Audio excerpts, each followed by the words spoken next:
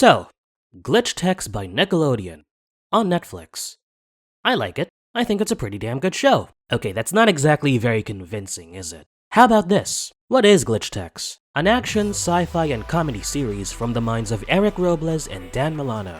For those who don't know, Eric Robles is the creator of the critically panned Fanboy and Chum Chum, while Dan Milano had previous tenures working for other shows like Robot Chicken. With their combined history in television, how does this duo fare in this new age of video on demand and live streaming? Let's find out. Glitch Text follows a pair of teenagers who land an awesome gig working at their local game store. Hector High Five Nieves, or just 5, is your everyday avid gamer with a wellspring of knowledge on everything video games. Miko Mikeo Kubota is another avid gamer, but is much more enthusiastic with her passion. It's a given for someone with attention deficit hyperactive disorder, which Dan Milano has confirmed on Twitter. Little do 5 and Miko know that there's much more in store for them than just a plain-looking game store job. Kenobi Games, the company behind the store, is secretly a hub for a peacekeeping task force, the titular Glitch Text, whose aim is to seek out glitches that result from faulty software and hardware and manifest into a dangerous physical form. 5 and Miko are the latest recruits. Together, they hunt down and eliminate these glitches, and rise among the ranks of their fellow Glitch Techs, akin to a gaming leaderboard. Now this is one of those ideas that looks like it'll fall flat on its face because of how it reads out on paper, being rife for cringe-inducing, pandery, exploitative corporate trash that'll become less and less relevant as time goes on. Going around town, battling digitized monstrosities, and treating the whole affair like a video game, all while it plays out like a video game? It's a premise that shouldn't work, yet it does. Yeah, it's cheesier than a stuffed crust Pizza Hut pizza, but that's the bulk of Glitch Text's endearment. The show is referential in nature, borrowing elements from individual video games and the medium overall. Make no mistake about that. What sets it apart from your average show that takes much of its cues from external sources is that the referential nature enhances the show's artistic merits instead of hampering them. It's a point that I've stressed when I reviewed The Amazing World of Gumballs the Console, which was a love letter to role-playing games, chiefly Final Fantasy, whose acknowledgements were natural to the narrative, thus creating an experience that can be enjoyed on its merits as both a television show and a lovingly made homage. Glitch Text takes this notion and runs with it. It's littered with video game jargon and tropes, quite often referring to them in their plainest of forms. Leveling up, experience points, leaderboards, boss fights, inventories, loadouts, skill trees, you get the picture. And it works because they aren't used as desperate crutches, but rather elements that build the setting and mythos of the show and aid in the storytelling. It helps that the show's foundational merits are all quite sound, like the characters. I enjoy the chemistry that 5 and Miko share. They may appear similar on the surface considering they're both avid gamers, but there's more than enough distinction between them that you can tell them apart from each other. And their respective personalities play off the other very well and also make for a solid contrast to allow different perspectives that anyone can project themselves onto, with 5 being methodical and deliberate and Miko being instinctive and energetic. You can use pattern recognition, boom, endless repetition, zoom, and your own ambition, bada-bada-boom, to make the impossible possible. You see this? This means your big sis is gonna wreck a bunch of fools today. I'm invincible! You can pull the plug on my TV, but you can't pull the plug on Destiny! But what about the tutorial? Oh, we'll finish it for sure. We will, no question about it. After this once-in-a-lifetime chance to play the most legendary vaporware in gamer history! Let's do it! No reason to freak out, so stop freaking out, 5! I kind of feel like you're the one who's... Okay, yeah, I'm cool. Who knows if they'll become a romantic item in the future, but as of now, I'm very pleased with how the show handles them. Another aspect that helps Glitch Text appeal itself as a show is the world building. The term glitch doesn't just refer to unholy virtual abominations. Rather, it's a blanket term that encompasses all manner of technological phenomenon. Apart from being just havoc-wreaking monsters, glitches can also alter reality or influence a person's behavior, just to name a few of the things they can do. Oh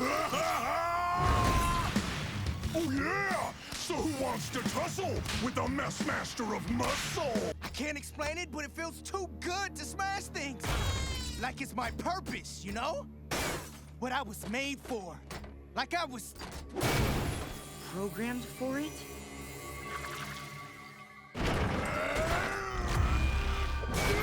Your challenge is acceptance. But beware, for when the bells toll negative midnight, you shall join my collection. Forever! Control point taken. Mecha, you will guard this capture point as I lead us to our next point of conquest. Slippy Slide Island! Slippy Slide Island! All these different flavors of glitches give them as much personality as the characters and solidify their threat level. And of course, the animation, courtesy of Top Draw Animation in the Philippines, hashtag Pinoy Pride, Flying Bark Productions in Australia, Studio 100 Animation in France, and Maven Animation Studio in South Korea. As Glitch Text is centered on video games, the design has to be as bright and expressive as the medium is, and the show is exactly that. Brightly colored without being overwhelming, though half of it is for reasons that kind of work against the show, which I'll touch on shortly, and the characters vibrant in their motions and especially their facial expressions. When a character acts melodramatic, they emote in an appropriately exaggerated manner, just the way I like my cartoons. And the character designs themselves are also damn good, usually put together in whatever distinct style they need to be in, whether it's straight up hand-drawn or 8-bit or 16-bit. But while the animation is very pretty indeed, one thing holds it back. You know what I'm talking about.